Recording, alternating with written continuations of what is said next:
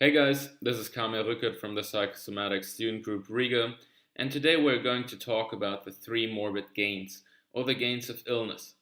But this small lecture might as well be named Why We Sometimes Want to Suffer. Again, this is a student lecture. If you would like to add something, send us a mail or comment below.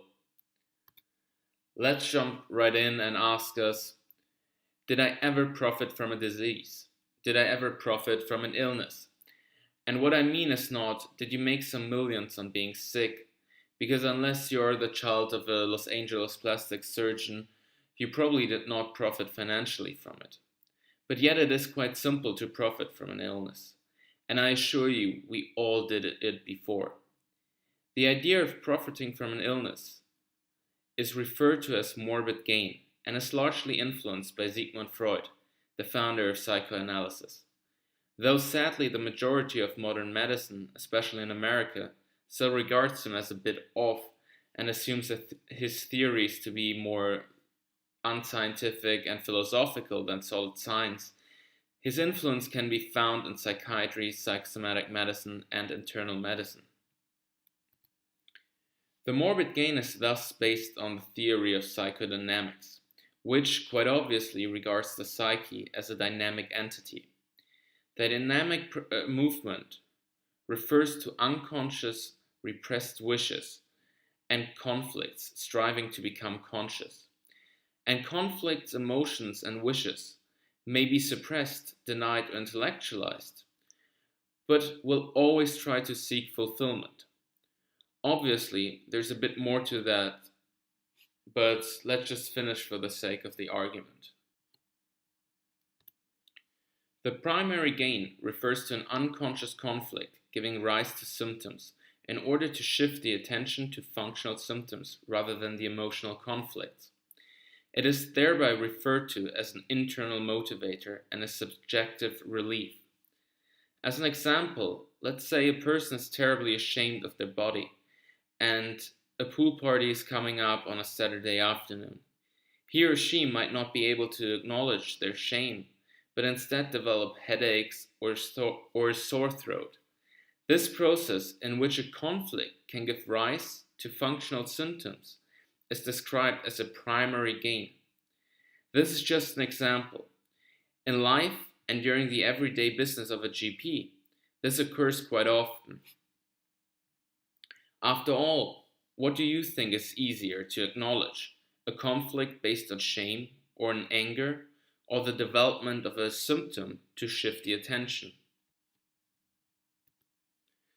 The secondary gain is a conscious external motivator of illness.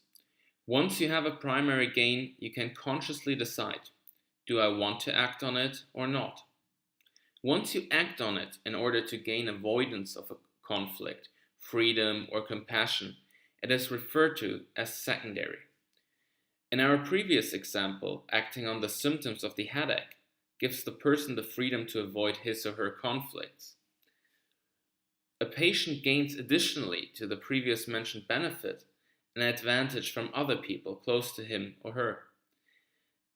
A gain of compassion and attention from loved ones, relatives, and colleagues.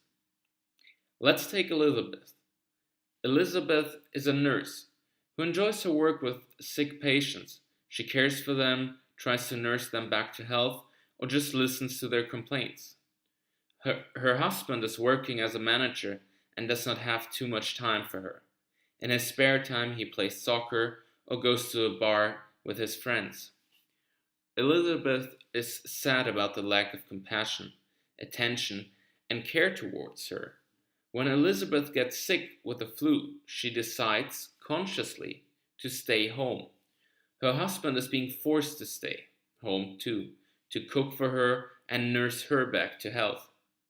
Maybe even her mom, who lives an hour away from their home, comes to visit to nurse her back to health. Thereby, Elizabeth gained the compassion and the attention from her loved husband and her mother by being ill. Elizabeth acted on her symptom, which is referred to the secondary gain. So, now that we talked about the primary and secondary gain, which deals with the internal and external motivation, Let us take a look at the third gain, the tertiary gain. The tertiary gain deals with the benefits outside of the patient and with the advantages of surrounding a patient. Caring for a patient does not only cause benefits for the patient, but also for the caregivers, or maybe for an institution. Take the tertiary gain and apply it to the medical profession. Could you imagine a doctor or a nurse benefiting from a patient's illness? Could it maybe stabilize our fragile self-esteem to care for others?